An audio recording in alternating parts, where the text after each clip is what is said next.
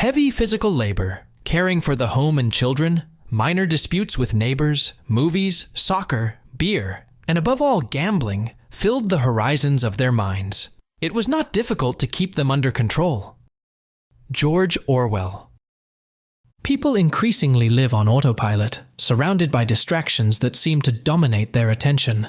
A social media notification, the next episode of a series, or even a heated discussion about the trending topic of the moment, all contribute to a routine where reflection becomes secondary. It is alarming to think that the quote you just heard, which perfectly describes the world we live in, was written over 70 years ago. In 1984, Orwell warns us about something far beyond mere dystopian fiction: the ability of a system to use distractions, language, and even fear to control people's minds. This does not happen suddenly. It is like a carefully designed trap that you enter without realizing it. It all begins subtly: a bombardment of irrelevant information, fabricated conflicts, and disputes that drain our energy. While we are busy fighting over small things, we forget to question the big ones. Does this sound exaggerated? Think about today's world. Crises being manipulated, contradictory news, and suddenly everyone talking about the same thing. But what is the price of all this? Orwell describes how the people in his dystopia were consumed by petty quarrels, while their rights, their freedom, and even their ability to think were being slowly eroded. This is where the concept of brainwashing comes in. And if you think you are immune, think again. Control is rarely obvious. It operates through distractions, subtle manipulations, and a system that gradually diminishes your critical awareness until you lose it entirely. And the lingering question is, how can you tell if your ideas are truly your own? Because it is precisely when we think we are in control that manipulation becomes most dangerous. In 1984, George Orwell describes a scene as common as it is unsettling: a crowded market where people fight over cheap, fragile pans. Women shove, struggle, and yell as the stock quickly runs out. In the chaos, two of them grab the same pan, each trying with all her might to force the other to let go. Orwell then asks, why don't these same people shout with such passion for something truly important? This scene is not just about a market, it reflects the human condition. We live in a world where we are constantly drawn into small conflicts, while deeper issues go unnoticed. We are so focused on the immediate that we forget to look at the essential. And this is where the allure of belonging comes in. Being part of a group is instinctive.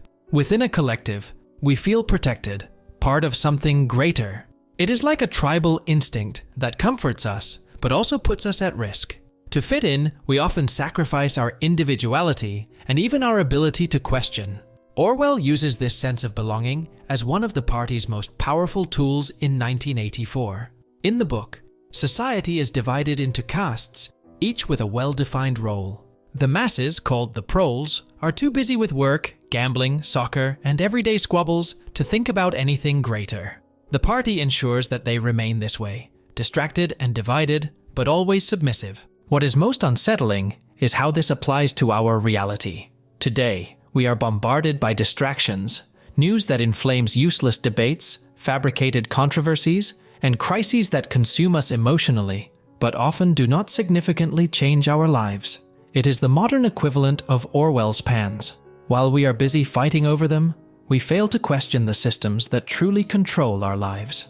As Hannah Arendt pointed out, totalitarian regimes thrive when individuals abandon their moral responsibility for the comfort of belonging to something greater. The danger lies precisely there. When we accept the collective without reflection, we become easily manipulated. And then comes the question that Orwell subtly poses on every page. How can we reclaim our autonomy amidst so much pressure to conform? Is it possible to belong without giving up critical thinking?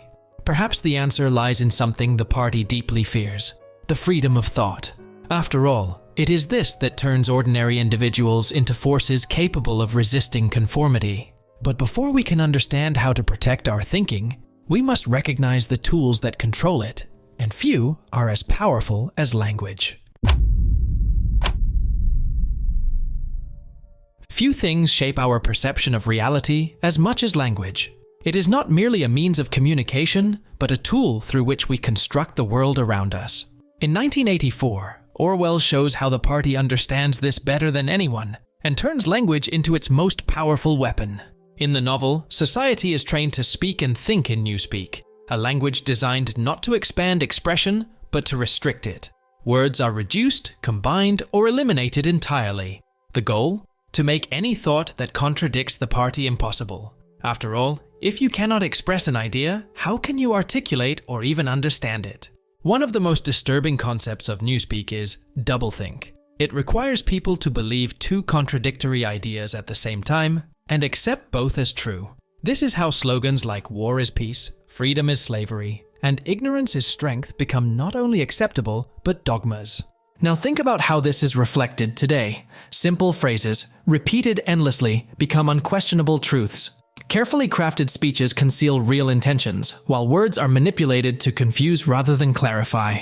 One example? Vague terms like national security, progress, or greater good are used to justify almost anything, from mass surveillance to cuts in basic rights. Orwell shows us that controlling language means controlling reality. And this is not just a metaphor.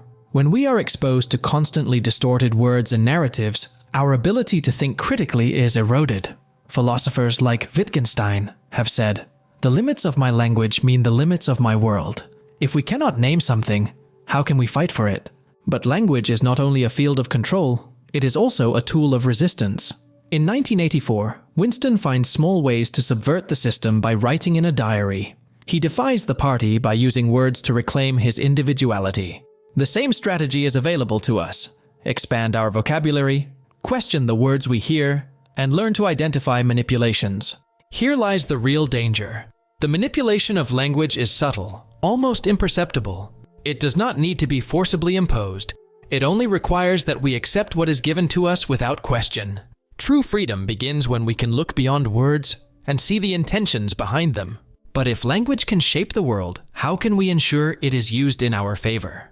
The answer lies in something Orwell implies: the ability to think for oneself. And that brings us to the next question. How can we maintain individual awareness in a world that constantly tries to erase it? What defines the truth? In a world where narratives blur and opinions are shaped in seconds, how can you know if what you believe is real? George Orwell answers, "There is truth and there is untruth. And if you cling to the truth, even against the whole world, you are not mad." This quote encapsulates the journey of Winston Smith, the protagonist of 1984. Surrounded by surveillance and control, he discovers that the greatest prison is not outside but within the mind. His fight is not against the party itself, but against what the party tries to plant within him: the acceptance of a fabricated reality. In the Ministry of Truth, Winston works rewriting the past. A single typographical error in the record of a speech can mean the rewriting of an entire decade of history. This is where Orwell introduces one of his most disturbing ideas. Who controls the past controls the future. Who controls the present controls the past. This manipulation is not limited to the world of 1984. In reality, rewriting the past has always been a tool of power. Historical narratives are shaped to justify present actions and project desired futures. As George Santayana warned, those who cannot remember the past are condemned to repeat it. But Winston does not accept this new reality without questioning it. He resists, first with small acts like writing in a diary, then with the simple effort to remember. When he writes, "Freedom is the freedom to say that 2 + 2 make 4. He is not merely stating a mathematical fact. He is defending truth against a system that tries to make it relative. Here lies a profound reflection. Truth does not depend on consensus. No matter how many shout that 2 + 2 make 5, reality does not change. But resisting manipulation requires courage, especially when the truth is uncomfortable or goes against what everyone around you believes. This courage is central to individual consciousness. Soren Kierkegaard called it authenticity, the commitment to live according to what you believe to be true, even if it means swimming against the current. It is this authenticity that separates those who think for themselves from those who merely repeat what the collective dictates. Today, we are surrounded by conflicting versions of the truth. Facts are presented in different ways depending on who tells them. The overload of narratives creates confusion, and confusion breeds passivity. How can we resist? The answer lies in what Orwell shows us through Winston: the act of thinking for oneself. It starts with small questions. Where did this information come from? Who benefits from this? Does it make sense to me? By cultivating this habit, we begin to create a mental space where manipulation cannot enter. True freedom requires more than critical thinking. It requires courage. Courage to confront what we are told is true, to question what everyone around us accepts, and above all, to face our own fears. Because in the end, the greatest enemy of freedom is not oppression, but fear. And it is precisely about fear that Orwell warns us in 1984. Not just the fear of the party or physical repression, but the fear that shapes our thoughts, choices, and even who we are. For as long as fear dominates our minds, true freedom will remain a distant idea. In 1984, the party does not govern merely through force or the manipulation of truth. Its dominance is sustained by fear, a constant and omnipresent fear not just of physical punishment, but of invisible enemies, chaos, and the unknown. This fear paralyzes, keeps the population submissive, and transforms even the bravest individuals into obedient pieces of an oppressive machine. In the book, the superpowers, Oceania, Eurasia, and Eastasia, are in perpetual war. But this war has no winners or losers. It exists to justify sacrifices, shortages, and surveillance. As Winston discovers, the true purpose of the conflict is not victory but control. The fear of war keeps people dependent on the party, while depriving them of resources and freedom. The 2 minutes hate is another example of how fear is used as a weapon. During this event, the masses direct their anger at external enemies, often fictitious ones. The result is a false sense of unity around the party, which presents itself as the sole protector against these enemies. Orwell shows us that fear can be channeled to shape emotions and behaviors, making it one of the most effective tools of manipulation. Now think about today's world. While we do not live in an explicit dystopia, fear remains a powerful force shaping our decisions. It is present in narratives about global crises, imminent threats, and economic instabilities. Often, these narratives lead us to surrender individual freedoms in exchange for a false sense of security. The philosopher Hannah Arendt explained that fear is the foundation of totalitarianism. When people believe they are in constant danger, they become more susceptible to accepting authoritarian measures, from mass surveillance to restrictions on rights, in the name of collective protection. But Orwell goes further. In 1984, he describes how fear is internalized. Constant surveillance combined with the thought police causes people to self-censor.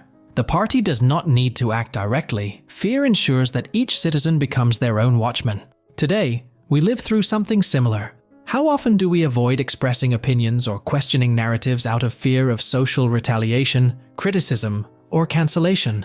This fear, often invisible, limits not only our actions, but also our ability to think freely. Aristotle said that courage is not the absence of fear, but the ability to act despite it. And this courage becomes essential in a world where fear is used to divide, silence, and control us. The great lesson of 1984 is that fear can only be overcome through awareness and conscious action. Resisting the cycle of fear and manipulation begins with small acts, questioning dominant narratives, reflecting on the decisions we make, and above all, refusing to live in constant submission to fear. The story of Winston Smith, the protagonist of 1984, is not just a journey of resistance against an oppressive system. It is also a portrayal of the human complexity, the constant struggle between truth and conformity. Without revealing all the details, it is important to note that 1984 does not have an optimistic ending. It is a work that challenges us, echoing in our thoughts long after we close the book. George Orwell shows us how a system of total control not only physically oppresses but destroys the mind and soul. Winston, in his quest for freedom, discovers that the greatest battle lies within himself against fear, manipulation, and the passive acceptance of a fabricated reality. This struggle is not exclusive to the world of 1984. It is universal and timeless. Think of how today, narratives of crisis and instability shape our decisions. The fear of loss, of facing the unknown, often leads us to surrender freedoms in exchange for a false sense of security. Michel Foucault, one of the great philosophers of the 20th century, said that the most effective power is not the one that openly represses, but the one that shapes people's behavior and thoughts without them realizing it. Does this not remind you of the party in 1984? Or perhaps the algorithms that show us only what we want to see while quietly restricting our choices? But Orwell also leaves us a message of hope, albeit hidden between the lines. He reminds us that as long as there is courage, there will be resistance. Aristotle said that courage is the virtue that sustains all others. And in the world of 1984, thinking differently is already an act of courage. Winston's journey can be compared to Plato's allegory of the cave. Like the prisoners in the cave, he discovers that everything around him is a shadow projection. But escaping the cave comes at a price, the price of confronting the uncomfortable truths that many prefer to ignore. Today, we are prisoners of a digital cave. Social media, entertainment, and information bubbles create a reality that seems to be all there is. Questioning this reality is uncomfortable but necessary. Because, as Orwell teaches us, as long as we accept what is given to us without questioning, we will remain trapped in a system that shapes us without our awareness. And here lies the key point. 1984 is not just a warning against totalitarian regimes. It is a reflection on power, fear, and freedom that transcends eras. It is an invitation to look at the world around us and within ourselves and ask, how far are we willing to go to protect our humanity? Freedom is never guaranteed. It must be earned, protected, and renewed every day. It starts with small acts, questioning, reflecting, resisting conformity. Because in the end, what truly matters is not just what we accept, but what we choose to believe and defend. George Orwell gives us a powerful lesson. True control is not imposed by force, but by accepting fear as the norm. Breaking this cycle requires courage, the courage to say that 2 + 2 make 4, even when the whole world insists otherwise. And remember, knowledge is the path to true freedom. Count on me and follow the White Rabbit.